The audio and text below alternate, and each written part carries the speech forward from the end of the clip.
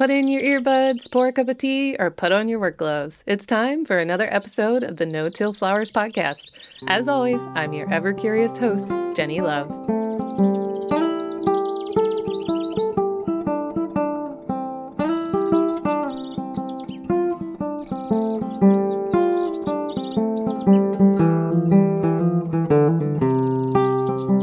Welcome back to part 2 of my chat with Margaret Parks of Evergreen Grower Supply, talking all about natural pest control using beneficial insects. If you haven't already listened to part 1, you'll want to do that so that you can get an introduction to IPM, learn how to scout for pests, and hear details on fighting spider mites and dahlias and other susceptible crops. In this episode, we dive deeper into some specific crops, including aphids, cucumber beetles, Japanese beetles, and tarnished plant bugs.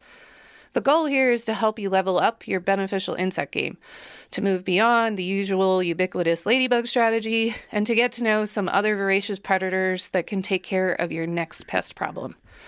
Because here in the Northern Hemisphere, we are moving into spring, and there are going to be a lot of pests.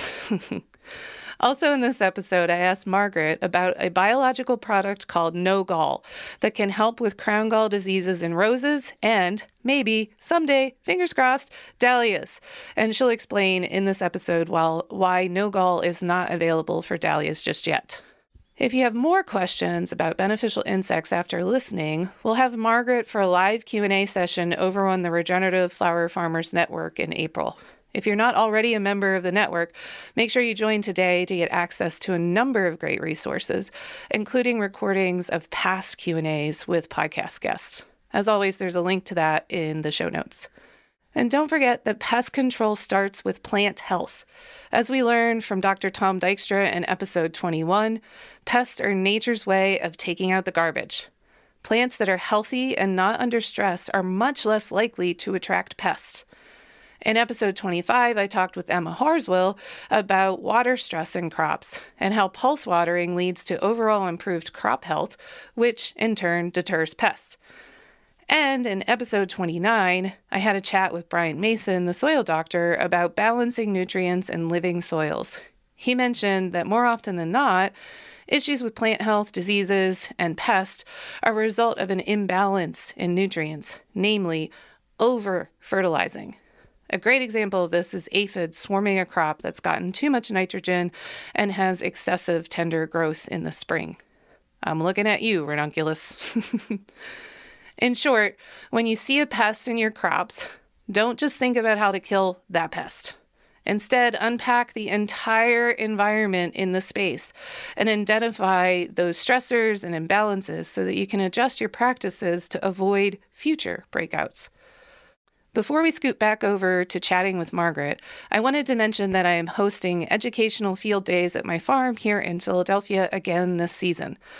These field days bring together regenerative flower farmers from all over the country to spend a day together getting into the nitty-gritty of regenerative practices. We literally put our hands in the dirt, and I demonstrate how to make various jadam and other natural inputs, and I answer all your questions in person until we're all so tired of talking about regenerative practices that we just can't do it anymore. But we spend hours and hours together, and it really does my heart so good. I love opening up my farm to our community, and I hope you'll join us. The first field day this year is on April 14th. Registration is open for that now, and there's a link in the show notes, of course. The other field days will be held on July 14th and November 10th. I'd love to meet you in person and get nerdy together, so please come join me if you can. And last but not least, a shout out to those of you who have taken a few moments to leave a review for the podcast. Thank you, Dee Shopper, Carrie1245, Moonflower Power, Montana Native, and Aim Baird for your reviews. Definitely keep those coming, you guys. I love hearing your feedback, and your reviews help others know that this podcast is worth tuning into. Alrighty, so let's get back to Margaret Parks from Evergreen Grower Supply and hear even more about beneficial insects and natural pest control.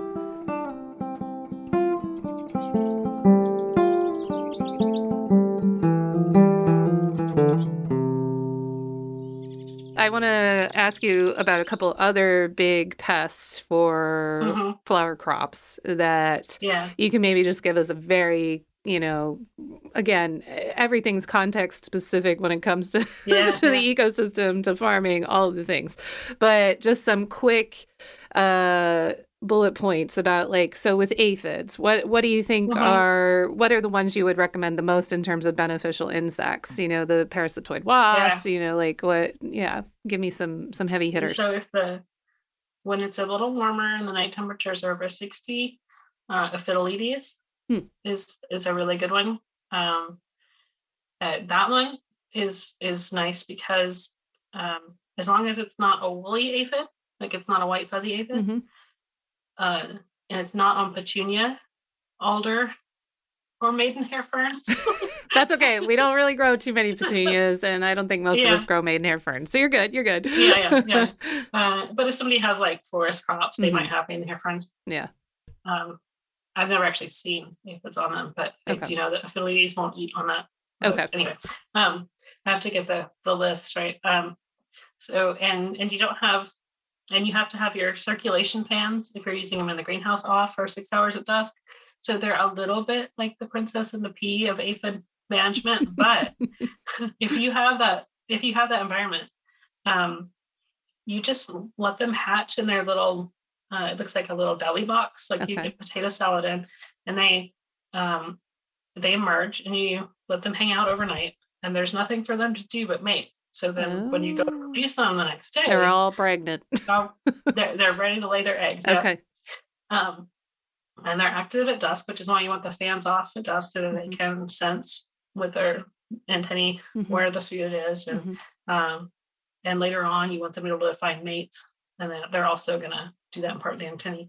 And they find the aphids that you don't know about, as well as the ones you do. So you don't release them right next to the hotspot like you do with some of the other beneficials. You kind of put them in the middle so that you encourage searching. And if it's a crop that is going to get aphids or likely to get aphids, Aphidoletes is the way to go. It is a weekly release for a while. And remind me that we should talk about how to save money on shipping. Yes, we will. Working by teaming up with other growers. And so you can do weekly releases there. And they will establish in the landscape, and they will overwinter, and they will come back next year. And they might wake up a little later in the spring, but they will come back. And they like to have, and I think they would do really well in a no-till situation because they like to have a loose, moist substrate to pupate in. So they lay their eggs, and then the larvae that does the eating is. If an insect was going to be safety orange in color, Aphidoletes is as close as you can get. Sometimes they're more yellow, but they're quite orange. Yeah. And they're a fly larvae, so I guess you can call them maggot, but they're cuter than that because they're orange and they don't look as slimy. So they're quite small, and they just they bite a little leg joint on the aphid and paralyze it, and then they suck out the innards. Nice. So, reminds me, so Brian Spencer, the Applied Biodynamics in Canada, refers to the aphids as nature's gummy bear. Oh, so I like it. They're very sugary. And, a good snack. And Aphidoletes is kind of, it is kind of an ankle biter of the beneficials. It just kind of it's a lethal ankle biter. Okay. But maybe the gummy bear thing will help it. Stick in one's mind. So that's how the Aphidoletes work. And then when they've eaten enough, then they drop down in the soil, pupate, and turn into an adult. Okay. And then they'll keep going. Do the adults eat aphids too, or it's just the immatures? Okay. They don't. They eat a little honeydew. Okay. They don't. Yeah. They don't live terribly long. Yeah. All right. And so that's those guys. The nice thing about the Aphidoletes is that they eat a lot of different kinds of aphids. Okay. Green lacewings do as well. Green lacewings you can't use with Aphidoletes because they will eat the Aphidoletes larvae. Oh, all right. Those little orange maggots are pretty defenseless, really. Yeah. So, and the green lacewing larvae have these like giant chomper jaws, and if they can grab it, they will try to eat it, including each other. So you can purchase the green lacewings in a lot of different ways. In an orchard situation, you can get the adults, and they fly around, lay eggs. The eggs are on these stalks that are about an inch tall. And some species of that you might see in your crops will lay them like just one egg at a time. Some will be in groups, like online. You've probably seen those. Mm-hmm. Yep. And they hatch at different times, so they don't eat each other. But when you're getting them commercially, you're getting a whole bunch of eggs at once. Right at once, yeah. And so you have to get those spread out enough in the crop that they find the food that you want them to eat, and they don't eat each other first. You can also purchase larvae. And I would recommend you can get them in a cardboard frame called a hexel unit. Okay. And those, each larva is in its own little cardboard cell, so it can't eat its neighbors. They're very cannibalistic. They are. I mean, if they can grab it, they'll try to eat it. And right. In that, there's like a see-through fabric that you peel off, and then you can tap them onto the plant. Okay. If it's a sticky sort of plant, probably not growing a ton of those, but if it's a real hairy plant that hangs onto debris, you put them lower in the plant. Okay. So that you're not flicking eggshells and whatnot. Gotcha. Onto the plant. Gotcha. And it's more expensive per larva to buy them that way, but a lot of growers who it's about the same cost as like 1,000 larvae in a jar, but they're easier to check the quality. Okay. When they're in the cardboard frame. Yeah. It's faster, and takes a while to release them, but you're putting them where you want them. Right. And that's kind of the trade-off with the green lacewings is they're not releasing a life stage that flies like with the fiddlies.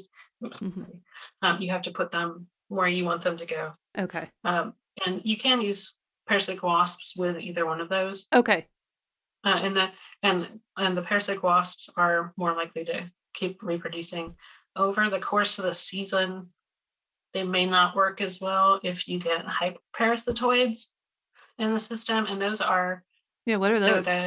So the parasitic wasp lays its egg in the aphid, and then the egg started develops in the aphid, and there are wasps that lay their eggs in the parasitic wasp. Seriously? I didn't know that. What? Yeah. But they're so tiny. How do they? Yeah. It's like a tinier on the tinier on the tinier. Wow, that's crazy. Yeah, there's apparently people say there's some parasitoid for everything, at least one. Yeah. So there are even parasitoids that attack beneficials. It's crazy. I had no idea. And the parasitoid wasps are one of my favorite. Like I rely on them heavily. I never released them. They just came and they have loved my farm, and they are my number one aphid control at this point. Like I don't even think about aphids these days. I'm fortunate. I understand. But I had no idea. Yeah. So in theory, something else could come in and kind of wipe out my wasp population. That would be very sad. Yeah, you might have some. Okay. Okay. So that may you may have some, but okay. Especially if it's a native parasitoid. Yeah.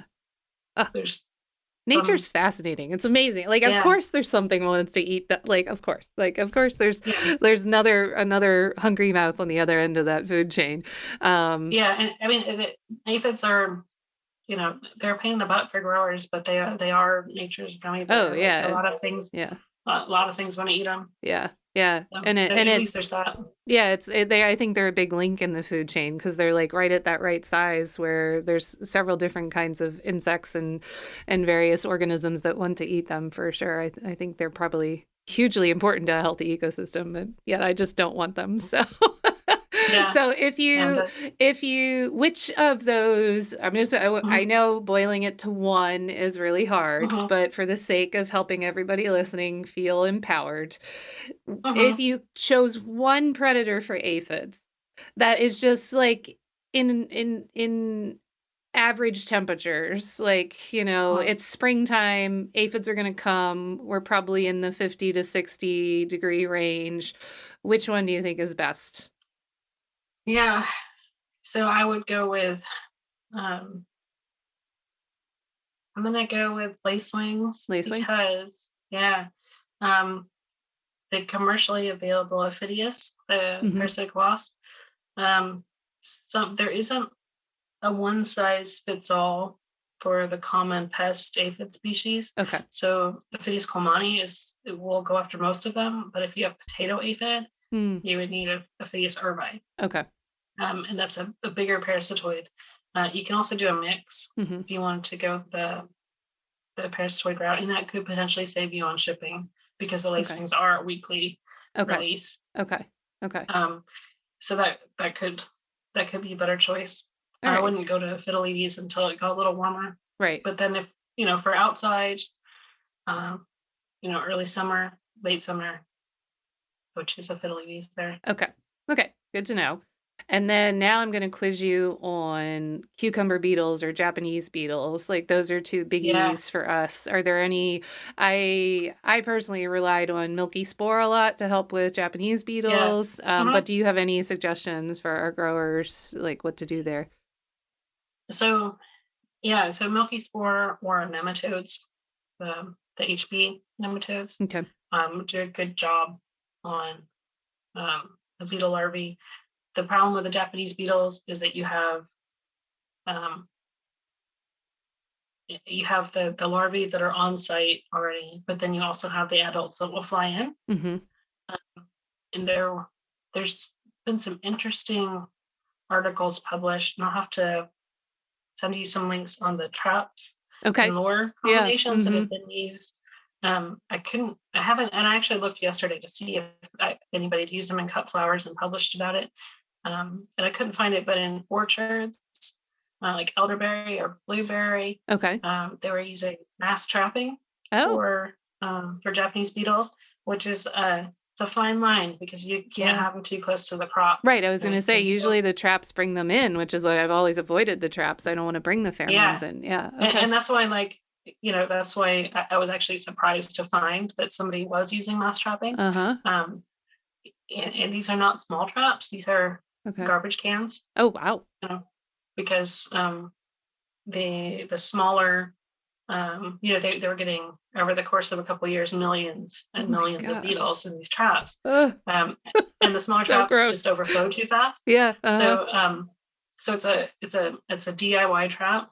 That it's like a big garbage can with some screens on the side. Because venting actually improved the catch. And the lure they were using was a two-part lure. It was both the sex pheromone and the plant volatile component.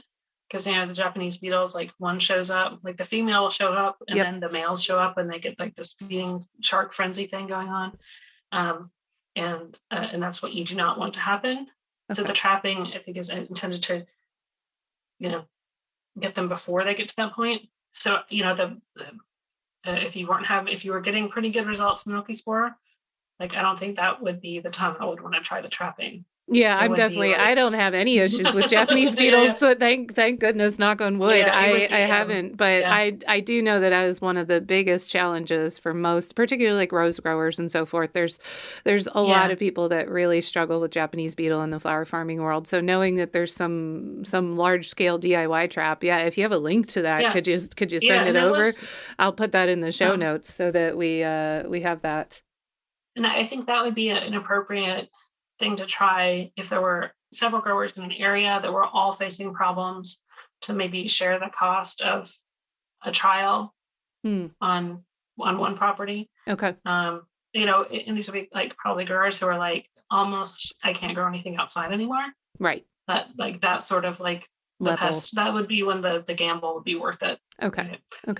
Because blueberries are pretty different than cut flowers. Yeah, definitely. So I don't think it's directly, I don't think the traps would be directly relatable, but I think it would be, like I said, it's still good to know, to hear, to read that information, and then keep it in the back of your head for future reference if somebody gets to the point where they're just desperate for help with it. But definitely, like you were saying, definitely don't get one trap and put it in your crop. Don't put it. Though everybody listening, do not put beetle traps in your crop. That's like the worst thing you can do. You got to get them far I mean, you can only go so far if it's just your property, but you need to, if you've got a 5-acre property, you put that trap like on the back corner of the 5-acre property, just to keep it far away, because that trap actually lures them in. It calls to the beetles on the wind, and then they all come.